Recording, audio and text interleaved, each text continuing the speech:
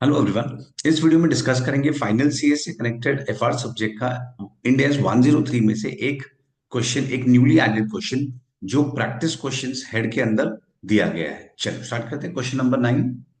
Mini limited is a manufacturing entity in textile industry. Mini Limited decided to reduce the cost of manufacturing by setting up its own power plant for the captive consumption. As per market research report, there was non-operational power plant in nearby area. Hence, it decided to acquire that power plant which was having capacity of 80 MW along with all the labor force. The power entity was owned by another entity, Max Limited. Min Limited approached Max Limited for acquisition of power plant at following terms. Terms क्या है? Min Limited will seek an independent valuation for determining fair value of plant. तो plant के लिए एक independent valuation दिया जाएगा fair value calculate करने के लिए. Value of other non-current assets and non-current financial liabilities is assumed to be 11.1 and 32 million. Consideration agreed between both the parties is 51 million. तो ये पीसी हो गया. Both the parties agreed to the terms and entered into an agreement on 1st April with immediate effect. ये हमारा date of acquisition हो गया. इस दिन पे अग्रीमेंट हुआ है और वो भी विद इमीडिएट इफेक्ट है, तो ये हमारा डेट ऑफ एक्विजिशन है. Due to unavoidable circumstances, valuation could not be completed by the time Max Limited finalizes its financial statements for the year ending 31st March X1. Max Limited's annual financial statement records the fair value of plant at 46.9 million with remaining life at 40 years.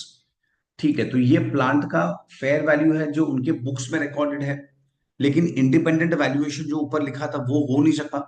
Fine. Max Limited also has a licence to operate that power plant unrecorded in the books. As on 31st March it has a fair value of 5 million. तो हमारे पास एक licence भी है, max के पास एक licence है जिसका value 5 million है. 6 months after acquisition date, Many Limited received the independent valuation, which estimated the fair value of 80 MW power plant as 54.9 million. ये जो पैरा है, ये पावर प्लांट का फेयर वैल्यू हमें मिला, पर कब मिला? 6 मंथ्स बाद. ये हमें मिला है 6 मंथ्स बाद, एक्विजिशन डेट के 6 मंथ्स बाद मिला है. तो ये हमारे पास on 1st April, that is on date of acquisition तो नहीं था. तो एज ऑफ नाउ जब हम सब स्टार्ट करेंगे, हम गुडविल कैलकुलेट करेंगे, तो वो टाइम पे हम ये इंफॉर्मेशन को इग्नोर करेंगे और इसका इंपैक्ट क्या होगा बाद में वो हम सब डिस्कस करते हैं. चलिए, पूछा क्या गया है. CFO of Mini Limited wants you to work upon the following aspects of the transaction. पहला, determine whether transaction should be accounted as an asset acquisition or business combination. इसे हम asset acquisition माने या business combination? तो ये definitely ये business combination है. उसका रीजन क्या होता है? बिजनेस कॉम्बिनेशन में हम बिजनेस को टेक ओवर करते हैं. बिजनेस मतलब तुम्हारा इनपुट होगा, प्रोसेस होगा और आउटपुट होगा. एक पूरा सेट ऑफ एक्टिविटीज होता है, पूरा बिजनेस. एसेट एक्विजिशन में हम सिर्फ कोई सिंगल या मल्टीपल एसेट्स ग्रुप में हम कुछ एसेट्स ही खरीदते हैं, हम उसका प्रोसेस नहीं खरीदते हैं. अब यहाँ पे हम देखेंगे तो इसने पावर प्लांट लिया है, मिनी लिमिटेड ने पावर प्लांट लिया है, non current asset, non current financial liabilities लिया है, और along with that most importantly all entire labour force. पूरा के पूरे जो लेबर फोर्स है वो भी टेक ओवर किया है. मतलब एक पूरा प्रोसेस की जिस तरीके से इनपुट हमारा आउटपुट में कन्वर्ट होगा उसके लिए हमें लेबर भी चाहिए, तो लेबर को भी टेक ओवर किया है. तो एसेट एक्विजिशन में हम लेबर टेक ओवर नहीं करते. एसेट एक्विजिशन हम सिर्फ एसेट ही लेंगे, पर यहाँ पे तो हम लेबर भी साथ में ले रहे हैं, तो इसका मतलब ये बिजनेस कॉम्बिनेशन है. तो फर्स्ट पॉइंट, ये हमारा बिजनेस कॉम्बिनेशन है एंड नॉट एसेट एक्विजिशन. तो ये क्रॉस कर देते हैं और ये बिजनेस कॉम्बिनेशन टिक कर देते हैं. और यहाँ पे अक्वायरर है मिनी लिमिटेड, और अक्वायर अक्वायरी, वन सेकेंड, हाँ, मिनी लिमिटेड. और अक्वायरी है Max Limited. Date of acquisition हमारे पास है ऑलरेडी 14x1. और इसमें हम ऑब्वियसली देखिए, हम जब बिजनेस कॉम्बिनेशन करते हैं तो वहां पे दो दो अकाउंटिंग होता है. एक होता है एक्विजिशन मेथड ऑफ अकाउंटिंग, एक होता है एक्विजिशन मेथड ऑफ अकाउंटिंग, और दूसरा होता है कॉमन कंट्रोल. तो कॉमन कंट्रोल तो इसमें कुछ है नहीं, एक्विजिशन मेथड ऑफ अकाउंटिंग लगेगा, विच मीन्स नॉर्मल मेथड हम जो मोस्ट ऑफ द सम्स में करते हैं एक्विजिशन अकाउंटिंग. बस एक नाम दिया गया है एक्विजिशन अकाउंटिंग, जो हम नॉर्मल करते हैं. Calculate, first part done. Second, calculate goodwill और bargain purchase due to above acquisition. चलिए उस पे आते हैं, गुडविल कैलकुलेशन पे आते हैं. Calculation of goodwill. सबसे पहले पीसी हमने पे कितना किया है, plus NCI minus identifiable net assets. फिर हम पीसी कैलकुलेट करेंगे, पीसी तो सॉरी दिया गया क्वेश्चन में। हम नेट एसेट कैलकुलेट करेंगे, आइडेंटिफाइबल नेट एसेट्स। देखो पीसी तो यहाँ पे हमारे पास था already 51 million, consideration agreed is 51 million. और एनसीआई इस क्वेश्चन में है नहीं, क्योंकि हमने पूरा ही प्लांट पूरा ही वो कंप्लीट टेक ओवर किया है। हमने यहाँ पे कोई स्पेसिफिक ऐसा नहीं कि हमने 70% या 80% शेयर दिया है, जो कि होल्डिंग सब्सिडरी में होता है। ओके फाइन, चलिए एसेट्स में हमने क्या क्या लिया था। सबसे पहले मोस्ट इंपॉर्टेंटली हमने पावर प्लांट लिया है, जो हमारा पीपीई है। उसका फेयर वैल्यू इंडिपेंडेंट वैल्यूएशन से कराना था, यहाँ पे जो लिखा था। पर इंडिपेंडेंट वैल्यूएशन का रिपोर्ट 6 मंथ्स बाद आया। तो हम तो अभी 14x1 में है, तो 14x1 में क्या हुआ है हमें वो देखना है।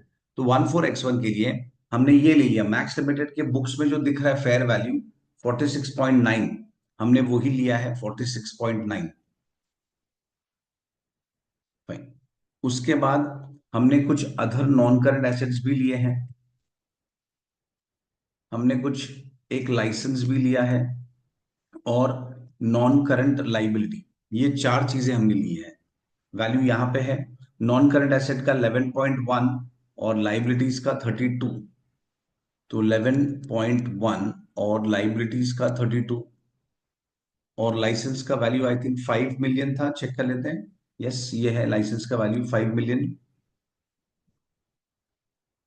तो इससे हमें नेट एसेट्स मिल जाएगा, जो आइडेंटिफाइबल नेट एसेट है हमारे 46.9 प्लस 11.1 प्लस 5 माइनस 32। सो हमने 31 रुपीज के 31 मिलियंस के नेट एसेट्स टेक ओवर किया, और उस 31 के सामने हमने पेमेंट कितना किया है, हमने पेमेंट 51 किया है, मतलब हमने ज्यादा पेमेंट किया है। तो ज्यादा पेमेंट किया है तो ये ऑब्वियसली गुडविल हो गया है, ये हो गया गुडविल। तो इवन ये पार्ट भी हमारा हो गया क्वेश्चन का, ये आई थिंक बी पार्ट है। चलिए ये तो हो गया था फर्स्ट ही, सेकंड गुडविल, ये यहाँ पे इसको बी पार्ट लिख देते हैं, this is entirely B part. अब सी पार्ट में क्या लिखा है, pass necessary journal entries in the books of Mini as per 103 and prepare balance sheet on the date of acquisition। चलिए सेम थिंग, हम 14 का ही है, 14 का बैलेंस शीट बनाएंगे, 14 को ही हम एंट्री पास कर रहे हैं। तो ये सी पार्ट में यहाँ पे ले लेता हूँ, हमें जर्नल करना है। तो जर्नल में क्या होगा, इसी इसी स्टेटमेंट को हम जर्नल एंट्री में कन्वर्ट कर देंगे। ऑन 14x1 एंट्री पास होगा in the books of Mini Limited, in the books of Mini Limited. चलिए एंट्री में क्या है, plant account debit, PP account debit 46.9, other non current assets account debit 11.1, licence account debit 5।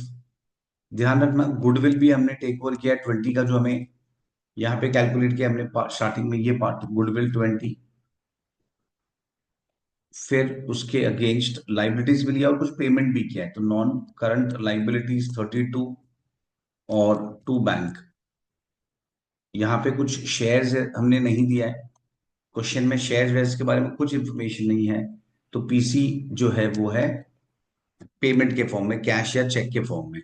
Okay, consideration agreed between the parties is 51 million, और shares payment की बात नहीं हुई है, यहाँ पे हमने बैंक से पेमेंट किया है। चलिए ये भी हो गया हमारा, और ये डेफिनेटली टैली होगा ये एंट्री। चलिए नेक्स्ट पे आते हैं, अब बैलेंस शीट। अब बैलेंस शीट क्या करता हूँ, यहाँ पे जो क्वेश्चन में बैलेंस शीट दिया उसी में मैं एडिशन कर देता हूँ। प्लांट है 46.9, देखिए यहाँ पे मिनी लिमिटेड का बैलेंस शीट ऑलरेडी है, मिनी लिमिटेड का बैलेंस शीट ऑलरेडी है, उसी में मुझे बस ये 5 आइटम्स ऐड करने हैं। तो सबसे पहले हम जो पीपी है उसमें हम 46.9 ये ऐड कर देंगे। फिर था लाइसेंस अकाउंट डेबिट, तो वो अलग से इंटेंजिबल एसेट में दिखेगा। पीपी के बाद हम गुडविल दिखाएंगे, और गुडविल के बाद हम लाइसेंस दिखा देंगे। तो ये लाइसेंस आ जाएगा, मैं इसको यहाँ पे कर देता हूँ 1 सेकेंड। फाइन, ये पहले हमने पीपी लिखा, उसको मैंने ऐड किया, फिर गुडविल आएगा, वो है हमारा 20 मिलियंस का। उसके बाद हम इंटेंजिबल एसेट्स दिखा देंगे, उसमें लाइसेंस जो कि है 5 मिलियन, दैट्स इट। और लाइबिलिटीज में और पेमेंट 51 है, तो हम हमारा जो बैंक बैलेंस है कैश एंड कैश इक्विवेलेंट, इसमें से कैश एंड कैश इक्विवेलेंट में से हम 51 माइनस कर देंगे। फाइन। उसके बाद और क्या था, नॉन करंट लाइबिलिटीज भी था हमारा एक, वो था 32। नॉन करंट लाइबिलिटीज का वैल्यू था 32। तो चलिए वो भी हम लाइबिलिटीज में ले लेंगे, 32 मिलियन। नॉन करंट लाइबिलिटीज में यहाँ पे हम 32 मिलियंस ऐड कर देंगे। तो दैट्स इट। तो उससे हमारा total tally, balance sheet tally हो जाएगा। मैं टोटल भी कर देता हूँ। ओरिजिनल टोटल हमारा है 4099, तो 4099 और प्लस हमने क्या क्या चेंजेस किए, प्लस 46.9 प्लस 20 प्लस 5 और माइनस 51 जो पेमेंट है, तो ये हो जाएगा 4119.9। वन सेकेंड, ये मेरा कैलकुलेट एक बार ये देखने देना मुझे। हाँ sorry, other non current asset 11.1, other non current asset 11.1, वो ऐड नहीं किया। ये 11.1 ऐड हो जाएगा, तो प्लस 11.1, दैट इज 4131। ये जो टोटल है बैलेंस शीट, वो रिवाइज टोटल हो जाएगा 4131। और लाइबिलिटीज में हमने 32 ऐड किया है सिर्फ, तो 4099 प्लस 32, तो ये हो जाएगा 4131। आई होप ये पॉइंट सबको समझ गया है। Right. अब लास्ट पार्ट में आते हैं। Determine whether any adjustment is required in case of valuation received subsequent to acquisition if yes pass necessary entries in the books of Mini Limited. अब इसमें हम ये पार्ट पे आ रही है, ये जो पार्ट था कि 6 मंथ्स बाद हमें मिनी लिमिटेड का, हम मिनी लिमिटेड को 6 मंथ्स बाद प्लांट का जो वैल्यूएशन हमने दिया था उसका वैल्यू मिला, और जो आया है 54.9। वेराज हमने यहाँ पे कितना रिकॉर्ड किया था, देखिए ये है 54.9 और यहाँ पे वैल्यू रिकॉर्डेड है 46.9। दैट मीन्स 8 मिलियन से ये वैल्यू इंक्रीज हुआ है। अब इस पे पहले कॉन्सेप्ट समझ लेते हैं, फिर इसका अकाउंटिंग एंट्री क्या होगा वो देख लेते हैं। तो एज पर 109 एक एक मेजरमेंट पीरियड करके एक कॉन्सेप्ट है, मैं वो एक्सप्लेन करता हूं पहले। सपोज ये मेरा डेट ऑफ एक्विजिशन है, एंड फॉर सम रीजन मेरे पास on this date of acquisition मेरे पास एसेट्स या लाइबिलिटीज के कुछ फेयर वैल्यूज नहीं है। तो हम on the date of acquisition उसे पहले प्रोविजनल वैल्यू पे रिकॉर्ड कर देते हैं। तो on the date of acquisition हम उसे एक प्रोविजनल वैल्यू, मतलब अंदाजन एस्टिमेटेड वैल्यू पे रिकॉर्ड करते हैं, प्रोविजनल वैल्यू पे रिकॉर्ड करते हैं। और फिर यहाँ पे हमारे पास एज पर इंड एस 103 1 साल का टाइम होता है। ये जो मेजरमेंट पीरियड है, ये जो मेजरमेंट पीरियड है, ये 1 ईयर तक के लिए ओपन होता है। इसका मतलब अगर 1 साल के अंदर हमें कोई भी इंफॉर्मेशन मिलता है जिससे हमें पता चलता है कि चलो इस दिन पे एसेट का ये करेक्ट वैल्यू था, तो वो वैल्यू हम बाद में चेंज कर सकते हैं। This can happen in measurement period. तो जैसे मैंने बताया ये मेजरमेंट पीरियड 1 ईयर के लिए ही होता है। हाँ, अगर कंपनी को सपोज 3 मंथ्स के बाद या 4 मंथ्स के बाद या 8 मंथ्स के बाद सब इन्फॉर्मेशन मिल गया है, अब कंपनी को लग रहा है नहीं मेरे पास सब फेयर वैल्यूज प्रॉपर है, सब मैंने एडजस्टमेंट कर दिए हैं, अब ये मुझे 1 साल की जरूरत नहीं है, तो कंपनी उस विंडो को कहीं भी क्लोज कर सकता है। हम कहीं भी वो विंडो को क्लोज कर सकते हैं, हम बोल्ड डिक्लेरेशन दे सकते हैं कि भाई हमें जो वैल्यू चाहिए था सब मिल चुका है, अब आगे जाके सब्सिक्वेंटली कोई चेंजेस नहीं होंगे। ये कर सकते हैं। ओके, अब हमारे क्वेश्चन पे आते हैं। तो ये 1 ईयर का मेजरमेंट पीरियड का विंडो होता है, 1 साल तक हम वैल्यू चेंज कर सकते हैं। अब हमारे सब में लिखा है कि 6 मंथ्स के अंदर ही हमें वैल्यू पता चल गया। 6 मंथ्स के अंदर हमें पता चल गया कि इस दिन पे जो हमारा पीपी था, पावर प्लांट था, उसका वैल्यू था 54.9, वेयर हमने कितना रिकॉर्ड किया था 46.9। तो इट मीन्स ये 8 मिलियन से इंक्रीज हो रहा है। तो ये जो 8 मिलियन से इंक्रीज हो रहा है ये हमें एसेट में रिकॉर्ड करना है। तो इसका जर्नल एंट्री क्या होगा वो देखते हैं। तो इसका एंट्री यहाँ पे आ जाते हैं, डी पार्ट। इसका एंट्री होगा, सबसे पहले हमें एसेट को इंक्रीज करना है, तो ऑब्वियसली हम एसेट को डेबिट करेंगे, PP account debit 8, PP account debit हम 8 से करेंगे। और क्रेडिट क्या होगा, गुडविल। हम क्यों गुडविल को क्रेडिट करते हैं कि अगर ये वैल्यू, ये करेक्ट वैल्यू हमें पहले ही पता होता, 1 अप्रैल को ही पता होता, तो जो गुडविल हमें बैलेंसिंग आया है, ये गुडविल ऑब्वियसली हमें बैलेंसिंग आता है, ये गुडविल जो आया है वो 8 से कम हो जाता। अच्छा, ये जो मैं चेंज की बात कर रहा हूँ, मेजरमेंट पीरियड की बात कर रहा हूँ, ये जो चेंज होगा वो होना चाहिए, वो जो इन्फॉर्मेशन मिलेगा वो फर्स्ट डे का ही होना चाहिए, एक्विजिशन डेट का ही होना चाहिए। मतलब ये जो 46.9 से 54.9 हुआ है वो ऐसा नहीं होना चाहिए। It is due to factors subsequent subsequent post acquisition date. वो जो इंक्रीज है वो 1 अप्रैल का ही होना चाहिए, उसके बाद का नहीं। उसके बाद का इंक्रीज होगा तो फिर वो एज पर रेलेवेंट इंडेक्स वो डील होगा। तो इन शॉर्ट मैं क्या बोल रहा हूँ कि अगर जो इंक्रीज हो रहा है वो डेटा ऑफ एक्विजिशन में था पर हमें नहीं पता था और हमें बाद में पता चला, तो फिर हम वो गुडविल के थ्रू एडजस्ट करेंगे। और अगर वो जो चेंज हो रहा है वो ड्यू टू अदर फैक्टर्स हो रहा है, ड्यू टू सब्सिक्वेंट फैक्टर्स हो रहा है, तो फिर उसके रेलेवेंट इंडेक्स के हिसाब से डील किया जाएगा। फाइन। तो अच्छा, ये गुडविल का और एक मैं दूसरे वे से भी समझाता हूँ कि हम गुडविल क्यों क्रिएट कर रहे हैं। ये सोचो ना कि अगर ये प्लांट का वैल्यू मुझे यहीं पे पता होता कि 54.9 है सपोज, ये तो 11.1 है, ये 5 ही है, ये 32 है, ये 51 है, तो अब बैलेंसिंग करो, देखो ये 12 आएगा। 51 प्लस 32 माइनस 54.9 माइनस 11.1 माइनस 5, तो ये बैलेंसिंग फिगर 12 आता। तो मतलब अगर ये इंफॉर्मेशन मुझे 1 अप्रैल को ही पता होता तो फिर गुडविल ऑटोमेटिकली 12 आता। तो बस हमने भी वही काम किया है। ये एक टाइप का रेट्रोस्पेक्टिव चेंज है कि हमने स्टार्टिंग से चेंज किया, ये रेट्रोस्पेक्टिव चेंज है। फाइन, आई होप ये क्लियर हो गया है। सेकंड, अब एसेट का वैल्यू बढ़ा तो उसका डेप्रिसिएशन भी बढ़ेगा, तो हमें डेप्रिसिएशन का एंट्री भी पास करना है।